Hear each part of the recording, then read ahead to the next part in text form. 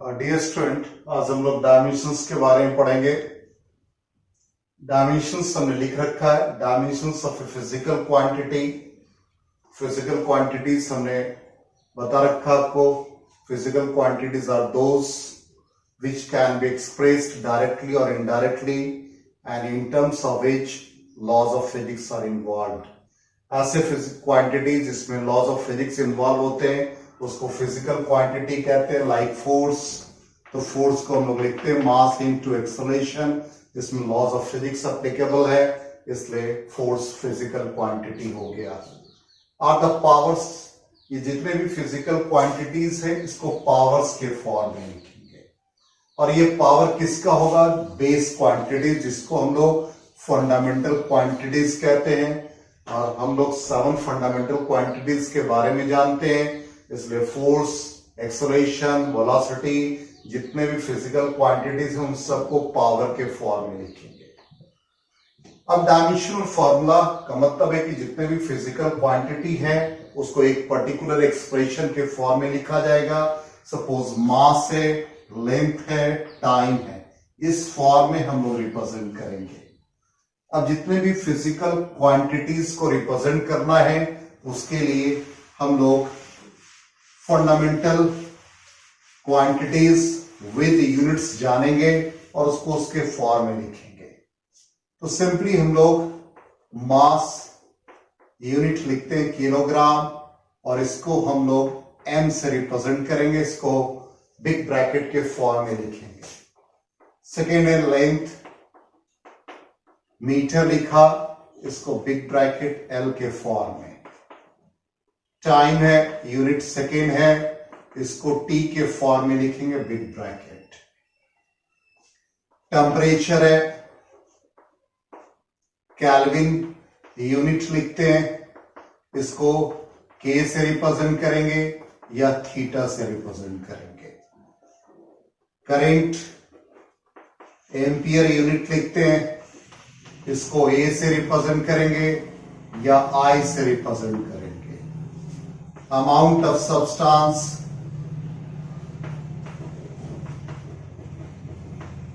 इसको मोल से रिप्रेजेंट करेंगे, एमओएल।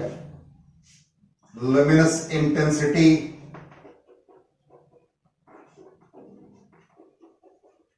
जिसका यूनिट कैंडेला, इसमें सीडी के फॉर्म में लिखेंगे। तो जितने भी क्वांटिटीज हैं सबको हमें इसी फॉर्म में लिखना है। एज फॉर एग्जांपल क्वांटिटीज के हम लोग डायमेंशंस फाइंड करेंगे। फर्स्ट एग्जांपल, सपोज एरिया लिखें,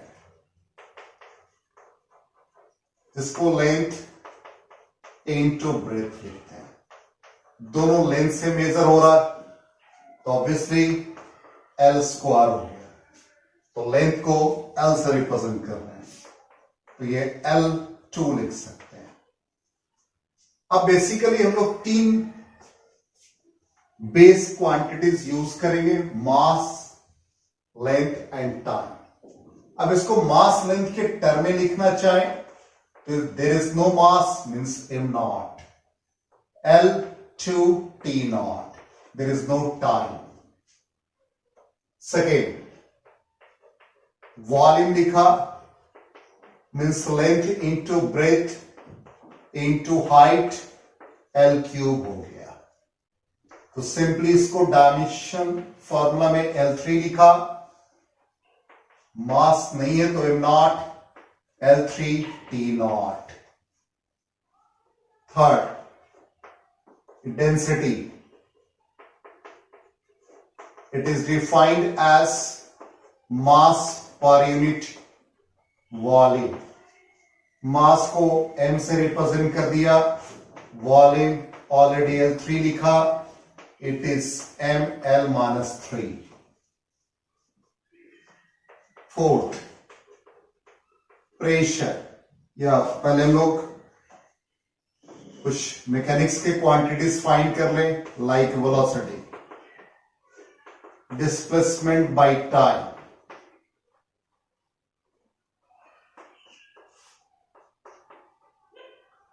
डिस्प्लेसमेंट को एल से रिप्रेजेंट कर देंगे, टाइम को t से रिप्रेजेंट करेंगे, it becomes lt minus 1. Fifth, acceleration, it is defined as the velocity per unit time. Velocity lt minus 1 time t. It becomes lt minus 2. 6. Force. Force is defined as mass into acceleration. Mass m, acceleration lt minus 2.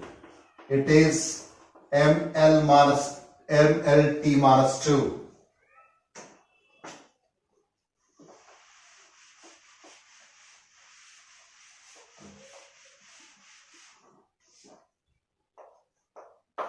Seventh, momentum.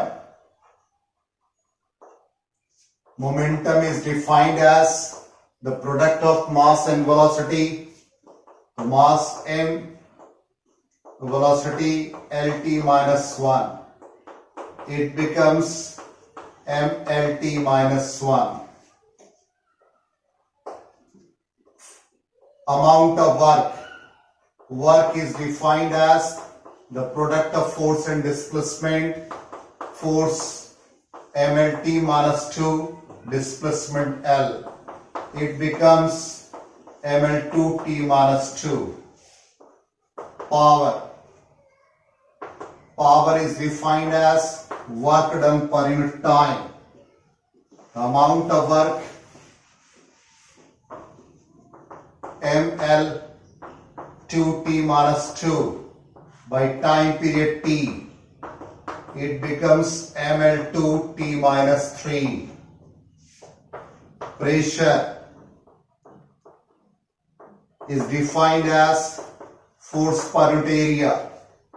Force mlt minus 2, area L2. It is ml minus 1t minus 2. तो इस तरह से हम लोगों ने कुछ quantities का dimension find किया. अब कुछ ऐसे क्वांटिटीज हैं जिसमें कुछ कोफिशिएंट्स होते हैं, अलजेब्रिक फंक्शन. तो जितने भी क्वांटिटीज है कांस्टेंट टर्म में वो डायमेंशनलेस होते हैं, जिसको डायमेंशनलेस क्वांटिटीज कहते हैं. Those quantities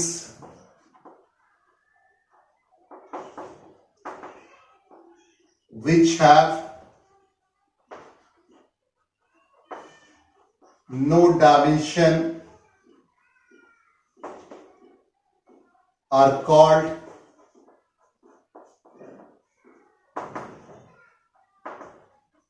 dimensionless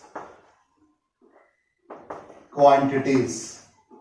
As for example, constant 2, pi by 2, theta, sin theta, inverse function like sin inverse x, exponential function, logarithmic function, ये जितने भी क्वांटिटीज हैं ये सब डायमेंशनलेस होंगे. As for example, जैसे काइनेटिक एनर्जी का डायमेंशन फाइंड करना है. काइनेटिक एनर्जी हम लोग लिखते हैं हाफ mv². तो यह हाफ डायमेंशनलेस हो गया. मास को m से रिप्रेजेंट किया. वेलोसिटी ऑलरेडी हमने डिफाइन कर रखा डायमेंशन में lt minus 1. It becomes ml2t minus 2. अब कुछ ऐसे क्वांटिटीज हैं जिनके बारे में आप आगे पढ़ेंगे, लेकिन डायमेंशन में उसको यूज करेंगे हम लोग. As for example torque. अब टॉर्क टॉ से रिप्रेजेंट करते हैं. It is defined as force into perpendicular distance. अब इसको कैसे हम लोग यूज करते हैं, तो बेसिक कॉन्सेप्ट दे रहे हैं. सपोज जहां भी टर्निंग इफेक्ट होगा वहां टॉर्क होगा. एज फॉर एग्जांपल जैसे ये नट है, इस नट को ओपन करने के लिए आपने एक रिंच यूज किया. ये रेंच का पोजीशन है। अब यहां पर आपने फोर्स अप्लाई किया और इस नट का रोटेशन हो रहा है bye the application of force, और यहां से इसका परपेंडिकुलर डिस्टेंस आर है, तो उस कंडीशन में टॉर्क को डिफाइन करते हैं force into perpendicular distance. Another example, जैसे आप एक बॉटल के ढक्कन को ओपन करते हैं तो उस कंडीशन में जो फोर्स अप्लाई हो रहा है और जो सेंटर से इसका परपेंडिकुलर डिस्टेंस आर है, तो एफ और आर का जो प्रोडक्ट होगा वो टॉर्क को रिप्रेजेंट करेगा। अनदर एग्जांपल, जैसे आपके यहां एक डोर है, इस डोर में एक क्लैंप है, यहां पे हैंडल लगा हुआ है, हैंडल पर आप फोर्स अप्लाई करते हैं और क्लैंप से ये परपेंडिकुलर डिस्टेंस आ रहे हैं, तो फोर्स और परपेंडिकुलर डिस्टेंस का प्रोडक्ट टॉर्क देगा। तो टॉर्क को फोर्स इंटू परपेंडिकुलर डिस्टेंस लिखा, तो फोर्स mlt माइनस 2 और perpendicular distance l, it becomes ml2t minus 2। Next example,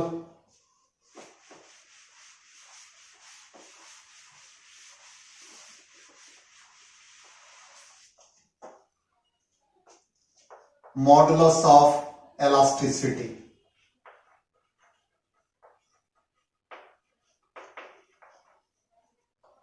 ये इलास्टिक सब्सटेंस के लिए कांस्टेंट टर्म हम लोग यूज करते हैं। इसका बेसिक कॉन्सेप्ट है, जैसे एक स्प्रिंग के साथ एक लोड अप्लाई हो रहा है, ये लोड है, अब लोड आपने इंक्रीज कर दिया तो इस स्प्रिंग में एक एक्सटेंशन होगा by the application of load.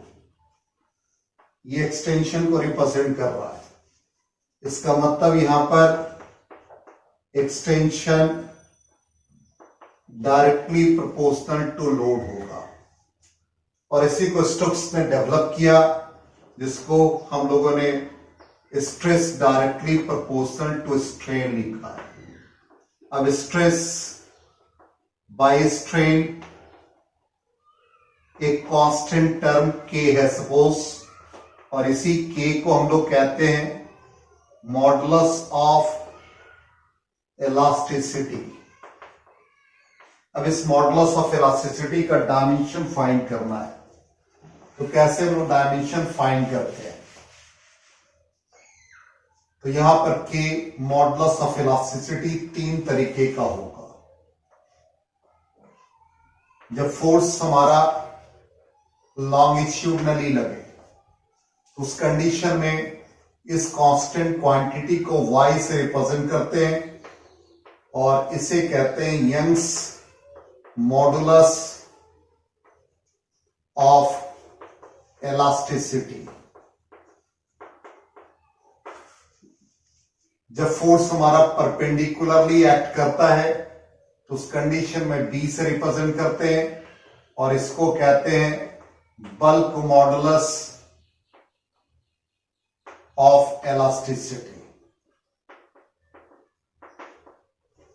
Third, जब फोर्स हमारा टेंजेंशियल एक्ट करता है तो उस कंडीशन में ईटा से रिप्रेजेंट करते हैं, इसे कहते हैं मॉडुलस ऑफ रिजिडिटी और मॉडुलस ऑफ इलास्टिसिटी, एक ही बात है, मॉडुलस ऑफ इलास्टिसिटी।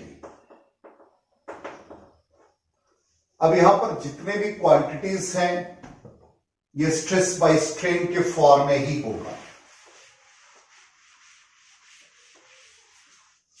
अब स्ट्रेस बाय स्ट्रेन के फॉर्म में है, तो stress is defined as force per unit area,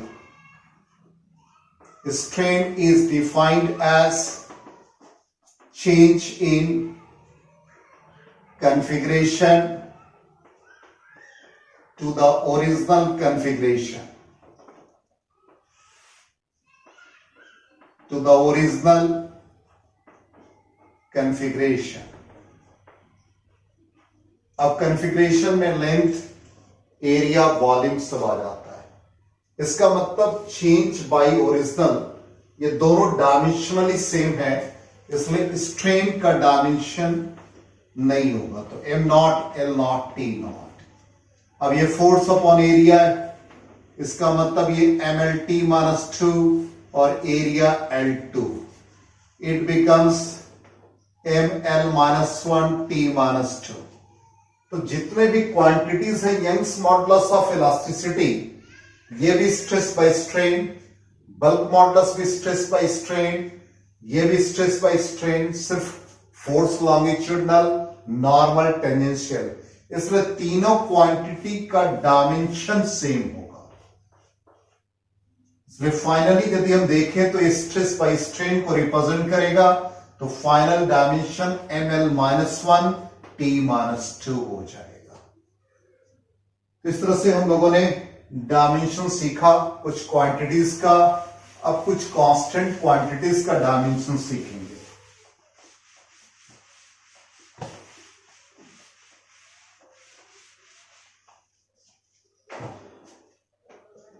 अब कांस्टेंट क्वांटिटीज में जैसे सबसे पहला gravitational constant,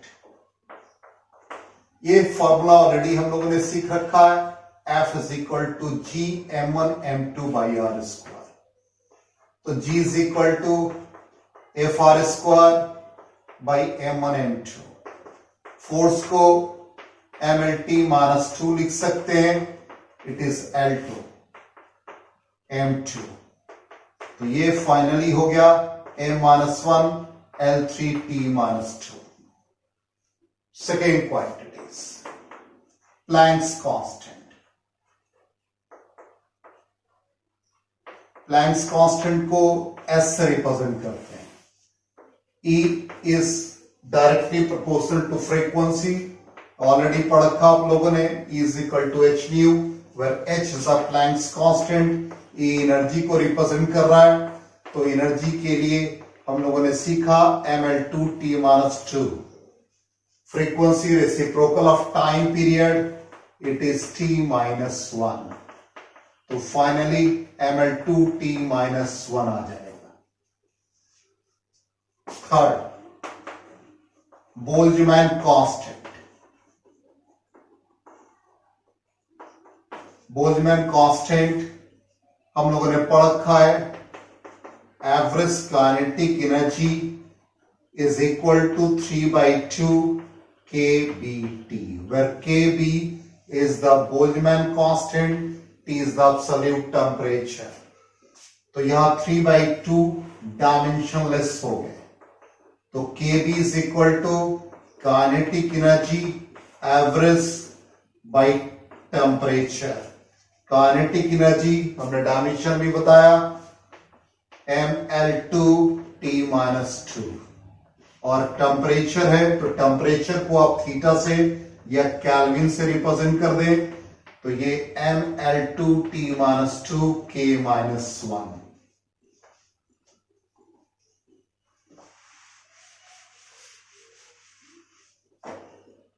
fourth, universal gas constant,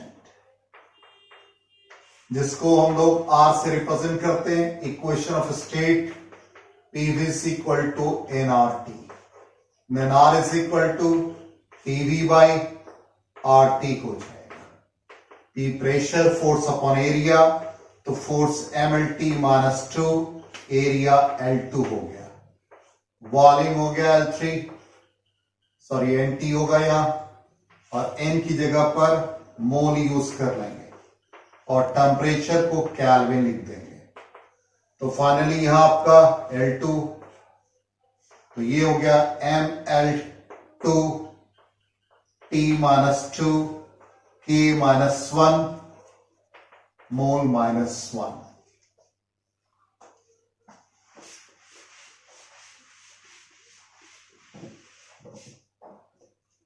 next, Hubble's constant. According to Hubble's constant को S से रिप्रेजेंट करते हैं, V is equal to H R, R position को रिप्रेजेंट करता है, ये वेलोसिटी है तो ऑब्वियसली LT माइनस 1 हो गया और ये L को रिप्रेजेंट करता है T माइनस 1 हो जाएगा। 6 अब यहां पर कुछ इलेक्ट्रिसिटी के कांस्टेंट क्वांटिटी है लाइक परमिटिविटी। परमिटिविटी को हम लोग रिप्रेजेंट करते हैं एप्सिलॉन नॉट से। ऐसे ये परमिटिविटी ऑफ फ्री स्पेस कहलाता है, लेकिन यहां पर कांस्टेंट टर्म के लिए सिंपल परमिटिविटी लिखते हैं। हम लोगों ने कूलम्स लॉ पढ़ रखा है इलेक्ट्रोस्टैटिक्स में कि दो पॉइंट चार्ज है Q1 Q2, इनके बीच का सेपरेशन R है तो force between them F is equal to K Q1 Q2 by R square. तो यहां पर ये एक्सप्रेशन जो K कांस्टेंट है इसकी जगह यूज करते हैं epsilon not Q1 Q2 by R square. इसी का डायमेंशन हम लोगों को फाइंड करना है। तो 4 पाई डायमेंशनलेस है तो इसको मैथमेटिकली आप ऐसे लिखेंगे। अब Q कूलम है, ये करंट के फॉर्म में लिखेंगे क्योंकि हम लोगों ने बेस क्वांटिटीज पढ़ रखा है तो एम्पियर टाइम दोनों एक ही, इसलिए पार्ट 2 हो गया। फोर्स के लिए MLT माइनस 2 हो गया और ये L2 हो गया। इसको सिंप्लीफाई कर देंगे तो M माइनस 1 हो गया और ये आपका L माइनस 3 हो गया और ये T माइनस 2 है और ये T2 तो ये T4 हो जाएगा A माइनस 1 सॉरी A2। तो इस तरह से हम लोगों ने एप्सिलॉन नॉट भी फाइंड किया। अब एक मैग्नेटिक फील्ड के यूनिट को देख ले तो मैग्नेटिक फील्ड के लिए परमिएबिलिटी कहते हैं। परमिएबिलिटी म्यू नॉट से रिप्रेजेंट होगा। अब इसको हम लोग इसी फॉर्म में लिख सकते हैं। तो मैग्नेटिक फील्ड आप पढ़ेंगे आगे की क्लास में, किसी भी कंडक्टर के लिए म्यू नॉट बाई 4 पाई और स्ट्रेट कंडक्टर के लिए 2I बाई R यूज करते हैं। अब मैग्नेटिक फील्ड का डायमेंशन नहीं पता है आपको तो मैग्नेटिक फील्ड आप फाइंड कर सकते हैं F is equal to BQV से। तो B का वैल्यू हो गया F by QV। F force है, फोर्स को MLT माइनस 2 लिख सकते हैं। चार्ज अभी आपने पढ़ा एम्पियर टाइम, वेलोसिटी को LT माइनस 1 लिखा। तो ये फाइनली L और L कैंसिल हो जाएगा तो ये MT माइनस 3 A माइनस 1 आपने मैग्नेटिक फील्ड का डायमेंशन निकाल दिया। अब ये म्यू नॉट का डायमेंशन निकालना है तो ये मैग्नेटिक फील्ड इंटू डिस्टेंस हो गया। म्यू नॉट फाइंड करना है, 4 पाई डायमेंशनलेस है, 2B डायमेंशनलेस है बाई I हो गया। B का डायमेंशन आपने फाइंड कर रखा है MT माइनस 3 A माइनस 1 हो जाएगा। ये L को रिप्रेजेंट करेगा और ये करंट एम्पियर को रिप्रेजेंट करेगा। तो फाइनली ये ML T minus 3 A minus 2। तो इस तरह से हम लोगों ने डायमेंशंस पढ़ा, कुछ क्वांटिटीज का डायमेंशन फाइंड किया। हम लोग नेक्स्ट क्लास में इसका यूजेस पढ़ेंगे। Thank you.